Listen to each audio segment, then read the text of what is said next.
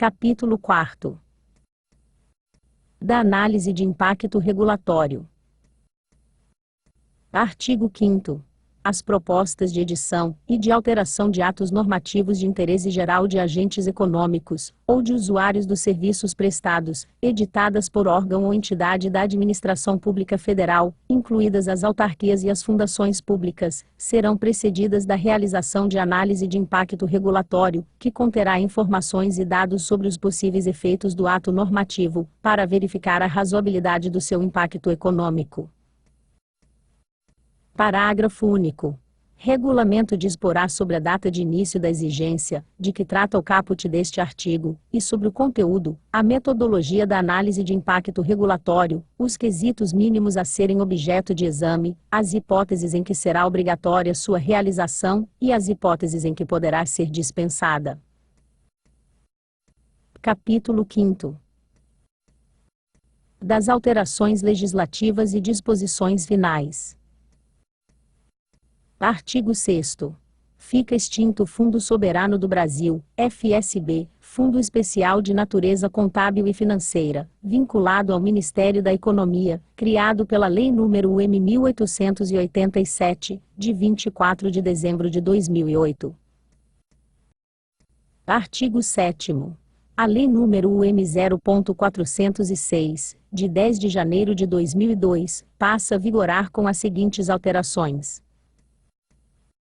Artigo 49. A pessoa jurídica não se confunde com os seus sócios, associados, instituidores ou administradores. Parágrafo único. A autonomia patrimonial das pessoas jurídicas é um instrumento lícito de alocação e segregação de riscos, estabelecido pela lei com a finalidade de estimular empreendimentos, para geração de empregos, tributo, renda e inovação em benefício de todos. Artigo 50. Em caso de abuso da personalidade jurídica, caracterizado pelo desvio de finalidade, ou pela confusão patrimonial, pode o juiz, a requerimento da parte, ou do Ministério Público, quando lhe couber intervir no processo, desconsiderá-la para que os efeitos de certas e determinadas relações de obrigações sejam estendidos aos bens particulares de administradores, ou de sócios da pessoa jurídica beneficiados direta, ou indiretamente pelo abuso. Parágrafo 1º. Para os fins do disposto neste artigo, desvio de finalidade é a utilização da pessoa jurídica com o propósito de lesar credores, e para a prática de atos ilícitos de qualquer natureza. Parágrafo 2º. Entende-se por confusão patrimonial a ausência de separação de fato entre os patrimônios, caracterizada por: Inciso 1º. Cumprimento repetitivo pela sociedade de obrigações do sócio, ou do administrador ou vice-versa. Inciso 2º. Transferência de ativos, ou de passivos sem efetivas contraprestações, excetos de valor proporcionalmente insignificante, e Inciso 3º. Outros atos de descumprimento da autonomia patrimonial. Parágrafo 3º. O disposto no caput, e nos parágrafos 1º e 2º deste artigo também, se aplica à extensão das obrigações de sócios, ou de administradores à pessoa jurídica. Parágrafo 4º. A mera existência de grupo econômico sem a presença dos requisitos, de que trata o caput deste artigo, não autoriza a desconsideração da personalidade da pessoa jurídica. Parágrafo 5º. Não constitui desvio de finalidade a mera expansão, ou alteração da finalidade original da atividade econômica específica da pessoa jurídica. Artigo 113. Parágrafo 1º. A interpretação do negócio jurídico deve-lhe atribuir o sentido que: Inciso 1º. For confirmado pelo comportamento das partes posterior à celebração do negócio. Inciso 2º. Corresponder aos usos, costumes e práticas do mercado relativas ao tipo de negócio. Inciso 3º. Corresponder à boa-fé. Inciso 4º. For mais benéfico à parte, que não redigiu o dispositivo, se identificável, e Inciso 5º. Corresponder a qual seria a razoável negociação das partes sobre a questão discutida, inferida das demais disposições do negócio, e da racionalidade econômica das partes, consideradas as informações disponíveis no momento de sua celebração. Parágrafo 2º.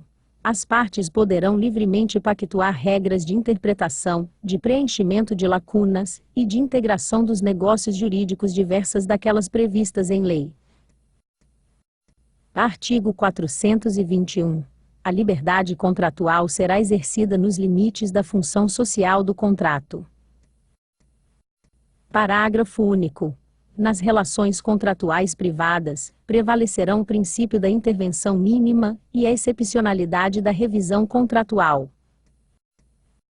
Artigo 421. Aos contratos civis e empresariais presumem-se paritários e simétricos até a presença de elementos concretos que justifiquem o afastamento dessa presunção, ressalvados os regimes jurídicos previstos em leis especiais, garantido também que: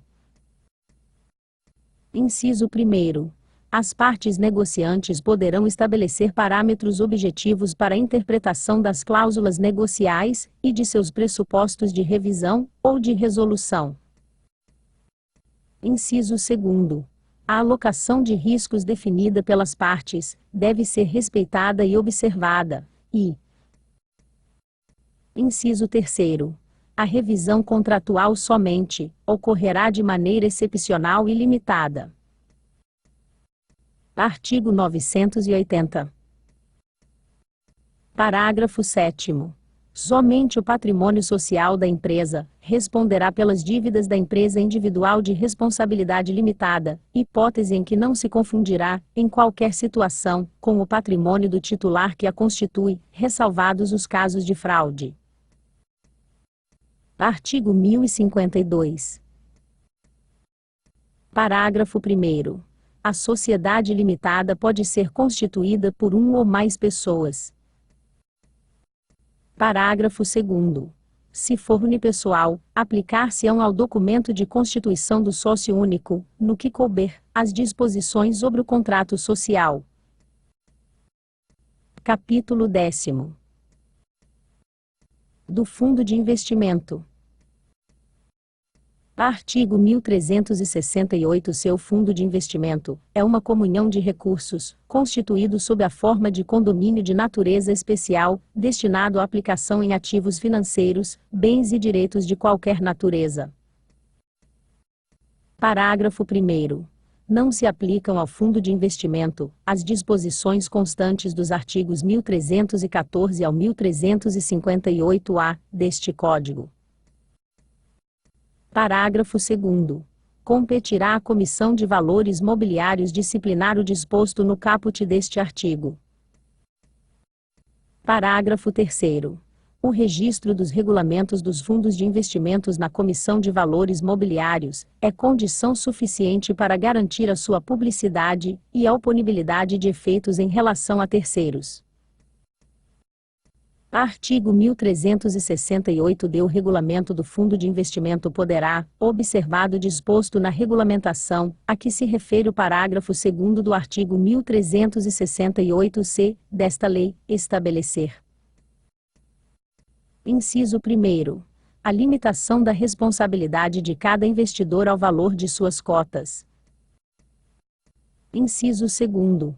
A limitação da responsabilidade, bem como parâmetros de sua aferição, dos prestadores de serviços do fundo de investimento, perante o condomínio, e entre si, ao cumprimento dos deveres particulares de cada um, sem solidariedade, e: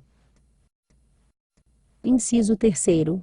Classes de cotas com direitos e obrigações distintos, com possibilidade de constituir patrimônio segregado para cada classe. Parágrafo 1º.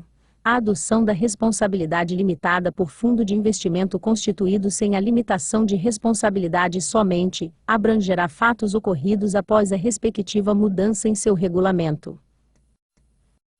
Parágrafo 2º. A avaliação de responsabilidade dos prestadores de serviço deverá levar sempre em consideração os riscos inerentes a essas aplicações nos mercados de atuação do fundo de investimento e a natureza de obrigação de meio de seus serviços. Parágrafo 3º. O patrimônio segregado referido no inciso 3º do caput deste artigo, só responderá por obrigações vinculadas à classe respectiva, nos termos do regulamento.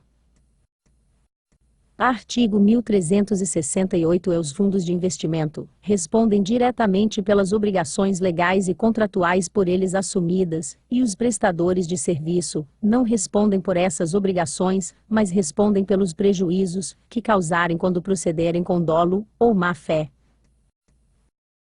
Parágrafo 1º. Se o fundo de investimento com limitação de responsabilidade não possuir patrimônio suficiente para responder por suas dívidas, aplicam-se as regras de insolvência previstas nos artigos 955 a 965 deste Código. Parágrafo 2º. A insolvência pode ser requerida judicialmente por credores, por deliberação própria dos cotistas do fundo de investimento, nos termos de seu regulamento, ou pela Comissão de Valores Mobiliários. Artigo 1368-F. O fundo de investimento constituído por lei específica e regulamentado pela Comissão de Valores Mobiliários deverá, no que couber, seguir as disposições deste capítulo. Artigo 8º. O artigo 85 da Lei nº 6.404, de 15 de dezembro de 1976, passa a vigorar com as seguintes alterações. Artigo 85. Parágrafo 1º. A subscrição poderá ser feita, nas condições previstas no prospecto, por carta instituição, acompanhada das declarações a que se refere este artigo, e do pagamento da entrada. Parágrafo 2º. Será dispensada a assinatura de lista, ou de boletim a que se refere o caput deste artigo na hipótese de oferta pública, cuja liquidação ocorra por meio de sistema administrado por entidade administradora de mercados organizados de valores mobiliários. Artigo 9º. O artigo 4º da Lei nº UM 1598, de 3 de dezembro de 2007, passa a vigorar acrescido do seguinte parágrafo 5º. Artigo 4º. Parágrafo 5º.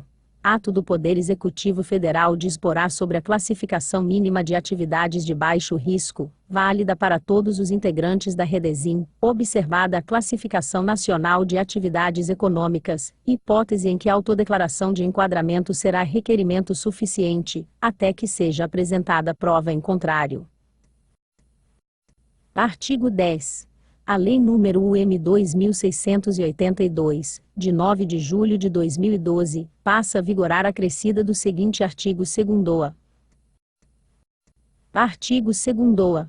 Fica autorizado o armazenamento, em meio eletrônico, óptico ou equivalente, de documentos públicos ou privados, compostos por dados, ou por imagens, observado o disposto nesta lei, nas legislações específicas, e no regulamento. Parágrafo 1º. Após a digitalização, constatada a integridade do documento digital nos termos estabelecidos no regulamento, o original poderá ser destruído, ressalvados os documentos de valor histórico, cuja preservação observará o disposto na legislação específica. Parágrafo 2º.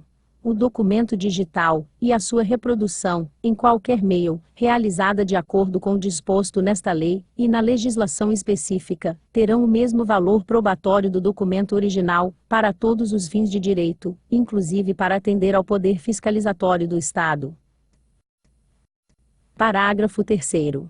Decorridos os respectivos prazos de decadência, ou de prescrição, os documentos armazenados em meio eletrônico, óptico ou equivalente poderão ser eliminados. Parágrafo 4º. Os documentos digitalizados conforme o disposto neste artigo terão o mesmo efeito jurídico conferido aos documentos microfilmados, nos termos da Lei nº 5.433, de 8 de maio de 1968, e de regulamentação posterior. Parágrafo 5º. Ato do Secretário de Governo Digital da Secretaria Especial de Desburocratização, Gestão e Governo Digital do Ministério da Economia, estabelecerá os documentos cuja reprodução conterá código de autenticação verificável. Parágrafo 6º. Ato do Conselho Monetário Nacional disporá sobre o cumprimento do disposto no parágrafo 1º deste artigo, relativamente aos documentos referentes a operações e transações realizadas no Sistema Financeiro Nacional. Parágrafo 7º. É lícita a reprodução de documento digital, em papel ou em qualquer outro meio físico, que contiver mecanismo de verificação de integridade e autenticidade, na maneira e com a técnica definidas pelo mercado, e cabe ao particular o ônus de demonstrar integralmente a presença de tais requisitos. Parágrafo 8º.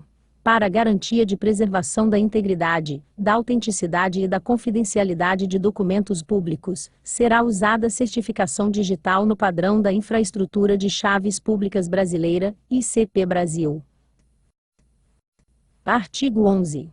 O Decreto-Lei nº 9.760, de 5 de setembro de 1946, passa a vigorar com as seguintes alterações. Artigo 14.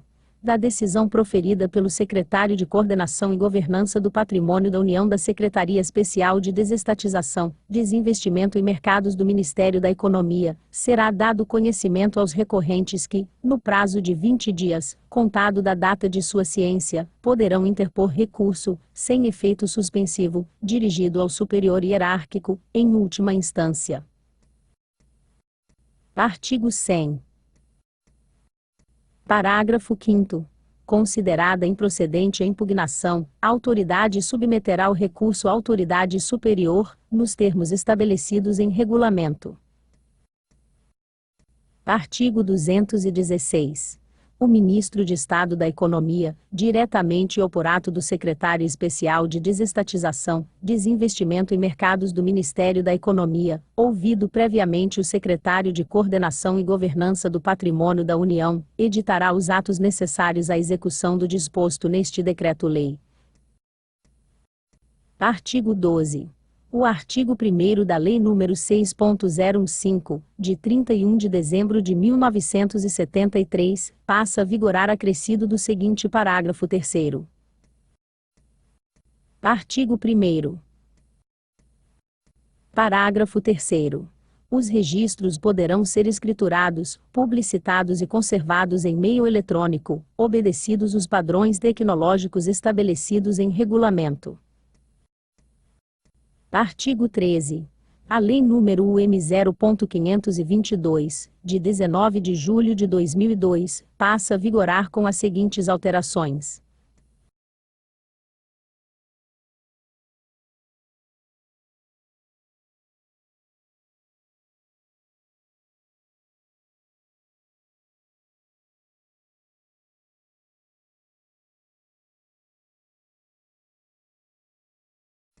Artigo 18. A comitê formado de integrantes do Conselho Administrativo de Recursos Fiscais, da Secretaria Especial da Receita Federal do Brasil do Ministério da Economia, e da Procuradoria-Geral da Fazenda Nacional, editará enunciados de súmula da Administração Tributária Federal, conforme disposto em ato do Ministro de Estado da Economia, que deverão ser observados nos atos administrativos, normativos e decisórios praticados pelos referidos órgãos. Artigo 19. Fica a Procuradoria-Geral da Fazenda Nacional dispensada de contestar, de oferecer contrarrazões, e de interpor recursos, e fica autorizada a desistir de recursos já interpostos, desde que não exista outro fundamento relevante, na hipótese em que a ação, ou a decisão judicial ou administrativa versar sobre. Inciso 2º. Tema que seja objeto de parecer, vigente e aprovado, pelo Procurador-Geral da Fazenda Nacional, que conclua no mesmo sentido do pleito do particular. Inciso 4º. Tema sobre o qual exista súmula, ou parecer do Advogado-Geral da União, que conclua no mesmo sentido do pleito do particular. Inciso 5º. Tema fundado em dispositivo legal, que tenha sido declarado inconstitucional pelo Supremo Tribunal Federal em sede de controle difuso, e tenha tido sua execução suspensa por resolução do Senado Federal, ou tema sobre o qual exista enunciado de súmula vinculante, ou que tenha sido definido pelo Supremo Tribunal Federal em sentido desfavorável à Fazenda Nacional em sede de controle concentrado de constitucionalidade. Inciso 6º. Tema decidido pelo Supremo Tribunal Federal, em matéria constitucional, ou pelo Superior Tribunal de Justiça, pelo Tribunal Superior do Trabalho, pelo Tribunal Superior Eleitoral, ou pela Turma Nacional de Uniformização de Jurisprudência, no âmbito de suas competências, quando: a linha A for definido em sede de repercussão geral ou recurso repetitivo, ou a linha B não houver viabilidade de reversão da tese firmada em sentido desfavorável à Fazenda Nacional, conforme critérios definidos em ato do Procurador-Geral da Fazenda Nacional, e inciso 7º. Tema que seja objeto de súmula da Administração Tributária Federal, de que trata o artigo 18-A desta lei. Parágrafo 8º. O parecer da Procuradoria-Geral da Fazenda Nacional, que examina a juridicidade de proposições normativas, não se enquadra no disposto no inciso 2º do caput deste artigo. Parágrafo 9º. A dispensa de que tratam os incisos V e V do caput deste artigo, poderá ser estendida a tema não abrangido pelo julgado, quando a ele forem aplicáveis os fundamentos determinantes extraídos do julgamento paradigma ou da jurisprudência consolidada, desde que inexista outro fundamento relevante, que justifique a impugnação em juízo. Parágrafo 10. O disposto neste artigo estende-se, no que couber, aos demais meios de impugnação a decisões judiciais. Parágrafo 11. O disposto neste artigo aplica-se a todas as causas em que as unidades da Procuradoria-Geral da Fazenda Nacional devam atuar na qualidade de representante judicial ou de autoridade coatora. Parágrafo 12. Os órgãos do Poder Judiciário e as unidades da Procuradoria-Geral da Fazenda Nacional poderão, de comum acordo, realizar mutirões para análise do enquadramento de processos ou de recursos nas hipóteses previstas neste artigo, e celebrar negócios processuais com fundamento no disposto no artigo 190 da Lei nº M. 3.105, de 16 de março de 2015. Parágrafo 13. Sem prejuízo do disposto no parágrafo 12 deste artigo, a Procuradoria-Geral da Fazenda Nacional regulamentará a celebração de negócios jurídicos processuais em seu âmbito de atuação, inclusive na cobrança administrativa ou judicial da dívida ativa da União. Artigo 19. Os auditores fiscais da Secretaria Especial da Receita Federal do Brasil não constituirão os créditos tributários relativos aos temas de que trata o artigo 19 desta lei, observado: inciso 1º.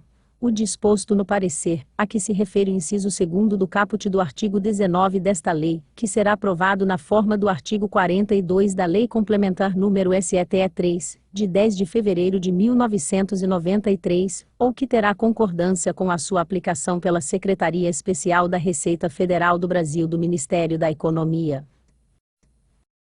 Inciso 2º.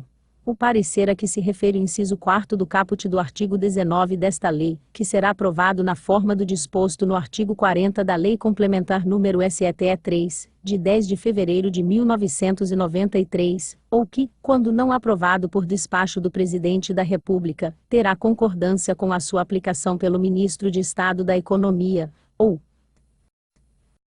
inciso 3º. Nas hipóteses de que tratam o inciso V do caput, e o parágrafo 9º do artigo 19 desta lei, a Procuradoria-Geral da Fazenda Nacional deverá manifestar-se sobre as matérias abrangidas por esses dispositivos. Parágrafo 1º. Os auditores fiscais da Secretaria Especial da Receita Federal do Brasil do Ministério da Economia adotarão, em suas decisões, o entendimento a que estiverem vinculados, inclusive para fins de revisão de ofício do lançamento e de repetição de indébito administrativa. Parágrafo 2º. O disposto neste artigo aplica-se, no que couber, aos responsáveis pela retenção de tributos e, ao emitirem laudos periciais, para atestar a existência de condições que gerem isenção de tributos, aos serviços médicos oficiais. Artigo 19b. Os demais órgãos da administração pública que administrem créditos tributários e não tributários passíveis de inscrição e de cobrança pela Procuradoria-Geral da Fazenda Nacional encontram-se dispensados de constituir e de promover a cobrança com fundamento nas hipóteses de dispensa de que trata o artigo 19 desta lei. Parágrafo único. A aplicação do disposto no caput deste artigo observará, no que couber, as disposições do artigo 19-A desta lei. Artigo 19-C. A Procuradoria-Geral da Fazenda Nacional poderá dispensar a prática de atos processuais, inclusive a desistência de recursos interpostos, quando o benefício patrimonial almejado com o ato não atender aos critérios de racionalidade, de economicidade e de eficiência. Parágrafo 1º. O disposto no caput deste artigo inclui o estabelecimento de parâmetros de valor para dispensa da prática de atos processuais. Parágrafo 2º. A aplicação do disposto neste artigo não implicará o reconhecimento da procedência do pedido formulado pelo autor. Parágrafo 3º. O disposto neste artigo aplica-se, inclusive, à atuação da Procuradoria-Geral da Fazenda Nacional no âmbito do contencioso administrativo fiscal. Artigo 19d. A Procuradoria-Geral da União, a Procuradoria-Geral Federal e a Procuradoria-Geral do Banco Central do Brasil aplica-se, no que couber, o disposto nos artigos 19, 19b e 19c desta lei, sem prejuízo do disposto na Lei nº 9.469, de 10 de julho de 1997. Parágrafo 1º. Aos órgãos da Administração Pública Federal Direta, representados pela Procuradoria-Geral da União, e às autarquias e fundações públicas, representadas pela Procuradoria-Geral Federal, ou pela Procuradoria-Geral do Banco Central do Brasil, aplica-se, no que couber, o disposto no artigo 19b desta lei. Parágrafo 2º. Ato do Advogado-Geral da União, disciplinará o disposto neste artigo. Artigo 20. Serão arquivados, sem baixa na distribuição, por meio de requerimento do Procurador da Fazenda Nacional, os autos das execuções fiscais de débitos inscritos em dívida ativa da União pela Procuradoria-Geral da Fazenda Nacional, ou por ela cobrados, de valor consolidado igual ou inferior àquele estabelecido em ato do Procurador-Geral da Fazenda Nacional. Artigo 14. A Lei nº 8.934, de 18 de novembro de 1994, passa a vigorar com as seguintes alterações. Artigo 4º. Departamento Nacional de Registro Empresarial e Integração, DREI, da Secretaria de Governo Digital da Secretaria Especial de Desburocratização, Gestão e Governo Digital do Ministério da Economia tem por finalidade. Parágrafo único.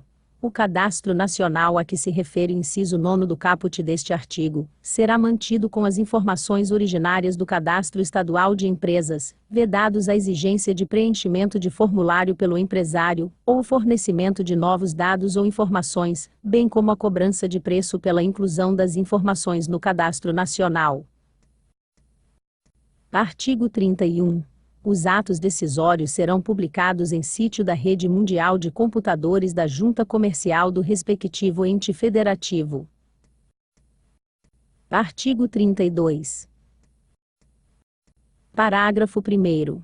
Os atos, os documentos e as declarações que contenham informações meramente cadastrais, serão levados automaticamente a registro, se puderem ser obtidos de outras bases de dados disponíveis em órgãos públicos. Parágrafo 2º. Ato do Departamento Nacional de Registro Empresarial e Integração definirá os atos, os documentos e as declarações que contenham informações meramente cadastrais. Artigo 35. Parágrafo único. O registro dos atos constitutivos, e de suas alterações e extinções, ocorrerá independentemente de autorização governamental prévia, e os órgãos públicos deverão ser informados pela Rede Nacional para a Simplificação do Registro e da Legalização de Empresas e Negócios, Redesim, a respeito dos registros sobre os quais manifestarem interesse.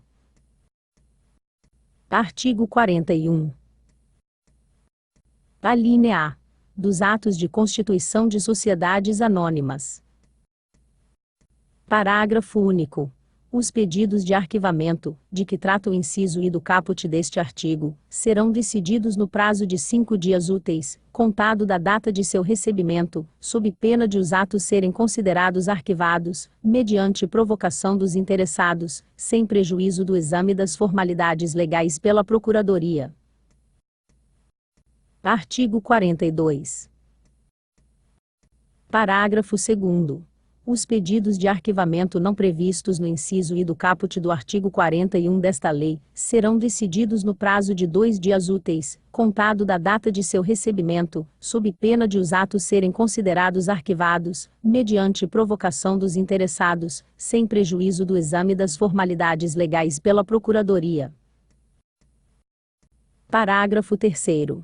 O arquivamento dos atos constitutivos, e de alterações não previstos no inciso I do caput do artigo 41 desta lei terá o registro deferido automaticamente caso cumpridos os requisitos de: Inciso 1º. Aprovação da consulta prévia da viabilidade do nome empresarial, e da viabilidade de localização, quando o ato exigir, e: Inciso 2º. Utilização pelo requerente do instrumento padrão estabelecido pelo Departamento Nacional de Registro Empresarial e Integração, DREI, da Secretaria de Governo Digital da Secretaria Especial de Desburocratização, Gestão e Governo Digital do Ministério da Economia. Parágrafo 4º. O arquivamento dos atos de extinção não previstos no inciso I do caput do artigo 41 desta lei terá o registro deferido automaticamente no caso de utilização pelo requerente do instrumento padrão estabelecido pelo DREI. Parágrafo 5º. Nas hipóteses de que tratam os parágrafos 3º e 4º do caput deste artigo, a análise do cumprimento das formalidades legais será feita posteriormente, no prazo de 2 dias úteis, contado da data do deferimento automático do registro. Parágrafo 6º. Após a análise de que trata o parágrafo 5º deste artigo, a identificação da existência de vício acarretará: Inciso 1º. O cancelamento do arquivamento, se o vício for insanável, ou: Inciso 2º. A observação do procedimento estabelecido pelo DREI, se o vício for sanável. Artigo 44. Inciso 3º. Recurso ao Departamento Nacional de Registro Empresarial e Integração. Artigo 47. Das decisões do plenário cabe recurso ao Departamento Nacional de Registro Empresarial e Integração como última instância administrativa. Artigo 54. A prova da publicidade de atos societários, quando exigida em lei, será feita mediante anotação nos registros da Junta Comercial à vista da apresentação da folha do Diário Oficial, em sua versão eletrônica, dispensada a juntada da mencionada folha. Artigo 55. Compete ao Departamento Nacional de Registro Empresarial e Integração propor a elaboração da tabela de preços dos serviços pertinentes ao Registro Público de Empresas Mercantis, na parte relativa aos atos de natureza federal, bem como especificar os atos a serem observados pelas juntas comerciais na elaboração de suas tabelas locais. Parágrafo 2º. É vedada a cobrança de preço pelo serviço de arquivamento dos documentos relativos à extinção do registro do empresário individual, da empresa individual de responsabilidade limitada, EIRELI, e da sociedade limitada. Artigo 63. Parágrafo 1º. A cópia de documento, autenticada na forma prevista em lei, dispensará nova conferência com o documento original. Parágrafo 2º. A autenticação do documento poderá ser realizada por meio de comparação entre o documento original e a sua cópia pelo servidor a quem o documento seja apresentado. Parágrafo 3º. Fica dispensada a autenticação, a que se refere o parágrafo 1º do caput deste artigo, quando o advogado ou contador da parte interessada declarar, sob sua responsabilidade pessoal, a autenticidade da cópia do documento. Artigo 65. Os atos de constituição, alteração, transformação, incorporação, fusão, cisão, dissolução e extinção de registro de empresários e de pessoas jurídicas poderão ser realizados também por meio de sistema eletrônico criado e mantido pela Administração Pública Federal. Artigo 15. A consolidação das leis do trabalho, aprovada pelo Decreto-Lei nº 5.452, de 1º de maio de 1943, passa a vigorar com as seguintes alterações. Artigo 13. Parágrafo 2º. A Carteira de Trabalho e Previdência Social, CTPS, obedecerá aos modelos que o Ministério da Economia adotar. Artigo 14. A CTPS será emitida pelo Ministério da Economia preferencialmente em meio eletrônico. Parágrafo único. Excepcionalmente, a CTPS poderá ser emitida em meio físico, desde que: Inciso 1º. Nas unidades descentralizadas do Ministério da Economia, que forem habilitadas para emissão. Inciso 2º. Mediante convênio, por órgãos federais, estaduais e municipais da administração direta ou indireta. Inciso 3º. Mediante convênio com serviços notariais e de registro, sem custos para a administração, garantidas as condições de segurança das informações. Artigo 15. Os procedimentos para emissão da CTPS ao interessado serão estabelecidos pelo Ministério da Economia em regulamento próprio, privilegiada a emissão em formato eletrônico. Artigo 16. A CTPS terá como identificação única do empregado o número de inscrição no Cadastro de Pessoas Físicas, CPF. Artigo 29. O empregador terá o prazo de 5 dias úteis para anotar na CTPS, em relação aos trabalhadores que admitir, a data de admissão, a remuneração e as condições especiais, se houver facultada a adoção de sistema manual, mecânico ou eletrônico, conforme instruções a serem expedidas pelo Ministério da Economia. Parágrafo 6º. A comunicação pelo trabalhador do número de inscrição no CPF ao empregador equivale à apresentação da CTPS em meio digital, dispensado o empregador da emissão de recibo. Parágrafo 7º. Os registros eletrônicos gerados pelo empregador nos sistemas informatizados da CTPS em meio digital equivalem a essas anotações, a que se refere esta lei. Parágrafo 8º. O trabalhador deverá ter acesso a essas informações da sua CTPS no prazo de até 48 horas a partir de sua anotação. Artigo 40. A CTPS regularmente emitida e anotada servirá de prova. Artigo 74. O horário de trabalho será anotado em registro de empregados. Parágrafo 2º. Para os estabelecimentos com mais de 20 trabalhadores, será obrigatória a anotação da hora de entrada e de saída, em registro manual, mecânico ou eletrônico, conforme instruções expedidas pela Secretaria Especial de Previdência e Trabalho do Ministério da Economia, permitida a pré-assinalação do período de repouso. Parágrafo 3º. Se o trabalho for executado fora do estabelecimento, o horário dos empregados constará do registro manual, mecânico ou eletrônico em seu poder, sem prejuízo do que dispõe o caput deste artigo. Parágrafo 4º. Fica permitida a utilização de registro de ponto por exceção à jornada regular de trabalho, mediante acordo individual escrito, convenção coletiva ou acordo coletivo de trabalho. Artigo 135. Parágrafo 3º.